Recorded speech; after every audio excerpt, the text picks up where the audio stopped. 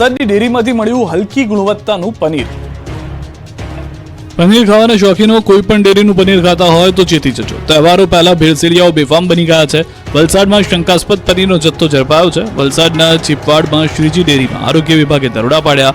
પનીરની તપાસ કરતા 60 કિલો શંકાસ્પદ પનીર પકડાયું। છેલ્લા ઘણા સમયથી હલકી ગુણવત્તાનું પનીર વેચાતું હોવાની ફરિયાદ મળી હતી, જેના આધારે ફૂડ વિભાગ દ્વારા અચાનક રેડ કરી 60 કિલો શંકાસ્પદ પનીરનો જથ્થો જપ્ત કરી લેવામાં આવ્યો હતો। ખેતરોમાં નુકસાનીના સર્વેની માંગ સાથે સુરેન્દ્રનગરમાં કોંગ્રેસે રેલી કાઢી। સુરેન્દ્રનગર જિલ્લા કોંગ્રેસના આગેવાનો અને ખેડૂતોએ રેલી યોજી જિલ્લા કલેક્ટરને આવેદનપત્ર પાઠવ્યું। ગત ઓગસ્ટ મહિનામાં ભારે વરસાદ પડ્યો, જેના કારણે જિલ્લાના તમામ તાલુકાઓમાં ખેડૂતોના ખેતરોમાં પાણી ફરી વળતા મોટા પાયે નુકસાન પહોંચ્યું। ત્યારે સરકાર દ્વારા ચાલતી સર્વેની કામગીરી ઝડપથી પૂર્ણ કરવાની માંગ સાથે કોંગ્રેસે શહેરમાં વિશાળ રેલી કાઢી હતી। રેલીમાં કોંગ્રેસના નેતાઓએ સાથે સાથે ખેડૂતો જોડાયા। સુરેન્દ્રનગર જિલ્લાને અતિવૃષ્ટિગ્રસ્ત જાહેર કરવાની માંગ સાથે રેલી રૂપે કલેક્ટર ઓફિસે પહોંચ્યા। શહેરના આંબેડકર ચોકથી જિલ્લા કલેક્ટર કચેરી સુધી સૂત્રોચ્ચાર સાથે રેલી યોજી કલેક્ટરને આવેદનપત્ર પાઠવ્યું। આ તકે કોંગ્રેસના પૂર્વ ધારાસભ્ય તેમજ જિલ્લા કોંગ્રેસ પ્રમુખ નૌશાદ સોલંકી, ઋત્વિક મકવાણા સહિત લખતર, વઢવાણ, ધાંગધ્રા, મૂળી, ચોટીલા સહિતના તાલુકાના ખેડૂતો મોટી સંખ્યામાં ઉપસ્થિત રહ્યા હતા। જૂનાગઢ ભાજપમાં ભડકો થયો। જવાહર ચાવડાએ જ ભાજપના નેતાનો ભ્રષ્ટાચાર ખુલ્લો પાડ્યો। પીએમને પત્ર લખ્યો। લોકસભા ચૂંટણી 2024ના પરિણામો જાહેર થયા અને ભાજપમાં વર્ષોથી દબાયેલો અવાજ ઉઠવા લાગ્યો। છેલ્લા 3 મહિનાથી ભાજપનો આંતરિક રોષ હવે જાહેર થવા લાગ્યો છે। એમાં પણ ગુજરાતની 3 દિવસ મુલાકાત પૂર્ણ કરી પીએમ મોદી રવાના થયા। એ સાથે જ વધુ એક ભાજપ નેતાએ ભાજપના જ નેતાઓ દ્વારા કરવામાં આવતા ભ્રષ્ટ કામો ઉગાડા પાડ્યા। પૂર્વ કેબિનેટ મંત્રી જવાહર ચાવડાએ જૂનાગઢ જિલ્લા ભાજપ પ્રમુખ કિરીટ પટેલ દ્વારા વોકરા પર કરવામાં આવેલા દબાણને કારણે જૂનાગઢ શહેરમાં પૂર જેવી સ્થિતિ ઊભી થઈ હોવાનો પીએમ મોદીને પત્ર લખ્યો। માત્ર એટલું જ નહીં, તેમણે કિરીટ પટેલ પર એક સાથે 3 હોદ્દા ભોગવવાનો અને હપ્તાખોરીના પણ આક્ષેપ કર્યા।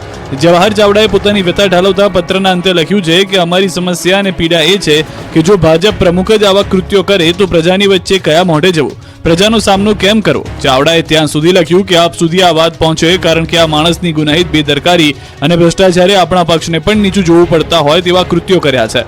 આમ તો આ લિસ્ટ લાંબુ છે, પરંતુ 2 અક્ષમ્ય કૃત્યો જેનાથી સમગ્ર જૂનાગઢની પ્રજામાં નારાજગી અને રોષ છે। લાખણી એપીએમસીની ચૂંટણી બની રસપ્રદ। ભાજપના મેન્ડેટ સામે ભાજપના જ સભ્યોએ માંડ્યો મોરચો। બનાસકાંઠાના લાખણી એપીએમસીની ચૂંટણી રસપ્રદ બની। 14 સભ્યોની ચૂંટણીને લઈ વિવાદ ઉભો થયો છે, કેમ કે ભાજપના મેન્ડેટ સામે જ ભાજપના સભ્યોએ મોરચો માંડતા ચકચાર મચી ગઈ। લાખણીના રાજકારણમાં ગરમાવો આવી ગયો છે।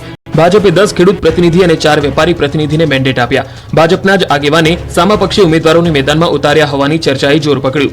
આ વાત વાયુ વેગે પ્રસરતા ભાજપ વિરુદ્ધ ચૂંટણી લડનારા 8 પ્રતિનિધિ સામે પક્ષે લાલ આંખ કરી છે। જિલ્લા ભાજપે તમામ 8 લોકોને નોટિસ ફટકારી છે। ચૂંટણી પૂર્ણ થયા બાદ 8 સભ્યોને સસ્પેન્ડ કરવામાં આવે તેવી ચર્ચાઓ ચાલી રહી છે। હાલ તો યાર્ડની ચૂંટણી જીતવી ભાજપ માટે કપરા ચઢાણ સમાન સાબિત થઈ ગઈ છે। ત્યારે જોવું રહ્યું કે દગાબાજો ફાવી જાય છે કે ભાજપ જીતશે। ભાવનગરમાં ભાજપના સદસ્યતા અભિયાન સામે સવાલો ઉઠાવતો વિડીયો જોવા મળ્યો છે। મનપાની સ્ટેન્ડિંગ કમિટીના પૂર્વ ચેરમેન યુવરાજસિંહ ગોહિલનો કથિત વિડીયો વાયરલ થયો છે। 100 સદસ્યો બનાવો અને 500 રૂપિયા લઈ જાઓ તેવો દાવો વાયરલ વિડીયોમાં કરવામાં આવ્યો છે। સોમવારનો હોવાની આ ચર્ચા છે, જે વાયરલ વિડીયો આપ જોઈ રહ્યા છો। ન્યૂઝ 18 ગુજરાતી આ વાયરલ વિડીયોની પુષ્ટિ નથી કરતું, પરંતુ આ વાયરલ વિડીયોની અંદર એવી વાત કરવામાં આવી રહી છે કે ભાજપમાં જોડાતા 100 સભ્યોનું લિસ્ટ આપ લઈને આવો અને 500 રૂપિયા આપને મળશે। વિસ્તારો પણ રોજના 200 થઈ જાય, 1000 રૂપિયા ઘરે કરો, ગમે ત્યાં કરો, ઓટીપી લેવાનો અને એવું કઈ તમારે બીજું કઈ નહીં કહેવાનું, અમારા ભાજપના તમને સભ્ય બનાવવાના, એટલે તમને ઓટીપી આપશે ના પાડે એને નહીં લેવાનું। રાજ્યમાં શાંતિપૂર્ણ માહોલમાં ગણેશ વિસર્જન। દુંદાળા દેવને વિદાય આપવા રસ્તાઓ પર માનવ મહેરામણ ઉમટ્યું। 10 દિવસ સુધી રંગેચંગે ગણેશોત્સવ ઉજવ્યા બાદ આજે બાપાની વિદાય માટે ભાવિકો ડીજે તો ઢોલ નગારાના તાલે નાચતા જોવા મળ્યા। હર્ષોલ્લાસ સાથે બાપાની વિદાયથી ભાવિકો ભાવુક પણ બન્યા। સુરતના હજીરા ખાતે ગણેશ વિસર્જનનો માહોલ જામ્યો। મોટી સંખ્યામાં સુરતીઓ હજીરા ખાતે ઉમટી પડ્યા। 10 ફૂટ કરતા મોટી પ્રતિમાનું હજીરા ખાતે વિસર્જન કરાયું। 15 ક્રેન દ્વારા મૂર્તિઓનું ઝડપભેર દરિયામાં વિસર્જન કરાતું જોવા મળ્યું। તો અમદાવાદ શહેરમાં પણ શાંતિપૂર્ણ માહોલમાં ગણેશ વિસર્જન થયું।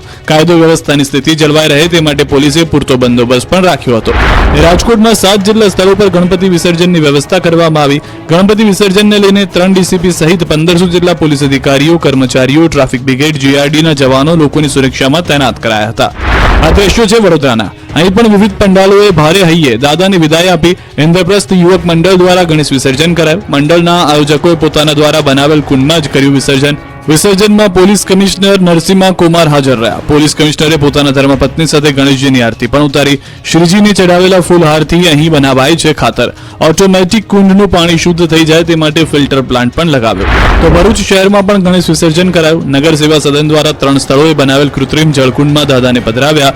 લોકોએ આસ્થાભેર શ્રીજીની પ્રતિમાનું વિસર્જન કર્યું. આણંદમાં ગણેશજીના ભક્તો દાદાના વિસર્જન માટે ખંભાત દરિયા કિનારે ઉમટ્યા. ખંભાત દરિયા કિનારે ગણેશ વિસર્જન માટે ભક્તોમાં અનેરો ઉત્સાહ જોવા મળ્યો. લોકોની સુરક્ષા માટે દરિયા કિનારે પોલીસ કાફલો પણ તૈનાત કરાયો. મોટા ગણપતિનું ક્રેન મારફતે વિસર્જન હાથ ધરાયું, જ્યારે નાના ગણપતિ ખંભાત પાલિકાના તરવૈયાઓ દ્વારા વિસર્જન હાથ ધરાયું. ગણપતિ બાપ્પા મોરિયાના નાદ સાથે ખંભાત દરિયા કિનારે ભક્તોનું મહેરામણ જામ્યું. સુરતમાં ભારે હૈયે ભક્તોએ ગણપતિ દાદાની કરી વિદાય. જોવા મળ્યા કોમી એકતાના દર્શન. ગણપતિને લઈને અગલે બરસ જલ્દી આનાના સોંગ સંભળાતા રહ્યા આખો દિવસ. સુરતનું આકાશ ગણેશજીની વિદાયના ગીતોથી ગુંજતું રહ્યું. ડીજેની ધૂમ, અબેલ ગુલાલની જોડો અને ગરબાની રમઝટથી સુરતના રસ્તાઓ રંગાયા. કોઈ રડ્યું, કોઈ ભાવુક થયું તો કોઈ હસતા મુખે શ્રીજીને વિદાય આપી. 10 દિવસ સુધી રંગે ચંગે વિઘ્નહર્તાની શ્રદ્ધાપૂર્વક પૂજા અર્ચના કર્યા બાદ અનંત ચતુર્દશીએ દાદાની વિદાય કરવામાં આવી. સુરત શહેરમાં નાના મોટા 80,000થી વધુ ગણેશની સ્થાપના થઈ. ત્યારે વહેલી સવારથી જ નાની મોટી મૂર્તિઓને લઈને ગણેશ ભક્તોએ ભારે હૈયે વિદાય કરવા નીકળી પડ્યા. સુરતમાં વિઘ્નહર્તાની ભાવભીની વિદાય કરવામાં આવી. 21 કૃત્રિમ તળાવમાં પ્રતિમાઓનું વિસર્જન કરાયું. 3 કુદરતી ઓવારાઓ પરથી વિસર્જન પ્રક્રિયા કરાઈ. વિસર્જન વખતે સુરતના ગણેશ ભક્તો મનથી ઝૂમ્યા. એક સમાન કપડા સાથે ડ્રેસ કોડમાં ગણેશ વિસર્જન યાત્રા કાઢી ડીજેના તાલે નજરે ઝૂમતા જોવા મળ્યા. 5 ફૂટથી વધુ પ્રતિમાઓ ડુમ્મસ, હજીરા અને મગદલ્લા ઓવારા પર કરવામાં આવી વિસર્જિત. બીજી તરફ સુરતમાં ગણેશ વિસર્જન યાત્રામાં કોમી એકતાના દર્શન જોવા મળ્યા. ચોક વિસ્તારમાં મુસ્લિમ આગેવાનો દ્વારા ગણેશ વિસર્જન યાત્રાનું સ્વાગત કરાયું. હિન્દુ મિલન મંદિરના ગણેશજીનું મુસ્લિમ સમાજના આગેવાનોએ દર્શન કરીને સ્વાગત કર્યું. હિન્દુ સમાજના આગેવાન, ગણેશ ઉત્સવ સમિતિ અને પોલીસ કમિશનર સાથે મુસ્લિમ આગેવાનો ફુલહાર પહેરાવી સ્વાગત કર્યું. બીજી તરફ મુસ્લિમ સમાજના આગેવાનોએ પાંજરામાંથી કબૂતરને મુક્ત કરાવી શાંતિ અને સલામતીનો સંદેશ પણ આપ્યો હતો. બાપાના વિસર્જનની યાત્રામાં કોમી એકતા જિંદાબાદના નારા લાગ્યા. રામજી ઓવારામાં પૂર્વ મેયર હેમાલી બોઘાવાલા અને સાંસદ મુકેશ દલાલે ગણેશ પ્રતિમાનું વિસર્જન કર્યું. શ્રી ગણેશ અને તાપી માતાજીની પૂજા કર્યા બાદ વિસર્જનનો પ્રારંભ કરાવ્યો. ગણેશ વિસર્જન વખતે બારડોલીમાં પણ સર્જાયા ભાવુક દ્રશ્યો. અનંત ચતુર્દશી સુરતમાં ગણેશજીની વિદાય કરવામાં આવી. 10 દિવસ સુધી લોકોએ રંગેચંગી ગણેશોત્સવ ઉજવ્યો. આજે બાપ્પાની વિદાય માટે ભાવિકો ડીજે તો ઢોલ નગારાના તાલ સાથે નીકળ્યા. ત્યારે સુરતમાં પોલીસના ચાપતા બંદોબસ્ત વચ્ચે ગણેશ વિસર્જન કરવામાં આવ્યું. ગણેશ વિસર્જનને લઈને સુરત જિલ્લા પોલીસ સતર્ક જોવા મળી. સુરક્ષાને ધ્યાને લઈ પોલીસની ફ્લેગ માર્ચ યોજાઈ. બારડોલી ખાતે જિલ્લા પોલીસ વડાની અધ્યક્ષતામાં ફ્લેગ માર્ચ યોજાઈ હતી. મુખ્ય માર્ગ સંવેદનશીલ વિસ્તારની લીધી મુલાકાત. ગણેશ વિસર્જન રૂટ પર 42 જેટલા સીસીટીવી કેમેરા લગાવાયા. આ સાથે ડ્રોન કેમેરાથી પણ બાજ નજર રખાય. બારડોલી નગરમાં 3 નાયબ પોલીસ અધિક્ષક, 7 પીઆઈ, 7 પીએસઆઈ તૈનાત રહ્યા. State reserve police force